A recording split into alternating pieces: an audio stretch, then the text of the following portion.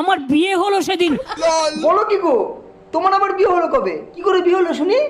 আমার বাবার টাকা ছিল না, আমার মা চিন্তা করছিল। হ্যাঁ ঠিকই আছে তো, বাপের টাকা না থাকলে মা তো চিন্তা করবেই, এটা তো স্বাভাবিক। তাহলে তোমার বিয়ের টাকাটা জোগাড় করলে কোথা থেকে? আমাকে 25,000 টাকা দিয়েছে। তোমার বিয়ের জন্য 25,000 টাকা দিল? কিন্তু টাকাটা কে দিল? বিজেপি সরকার? তৃণমূল সরকার। তাই আমি রূপশ্রী স্কিমে টাকা পেয়ে আমার বিয়ে হয়েছে। আরে সালা, তোমার বিয়ে হয়েছে কাউকে জানাওনি? এইবার তোমার বিরুদ্ধে আন্দোলন করব।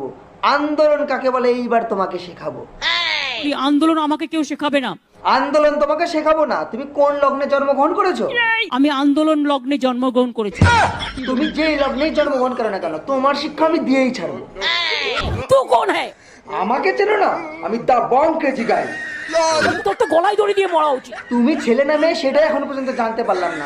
তোমার ডিএনএ টেস্ট করতে আমি আসছি, দাঁড়াও। এসো ডিএনএ টেস্ট করতে, ভালো করে দিয়ে দেবো।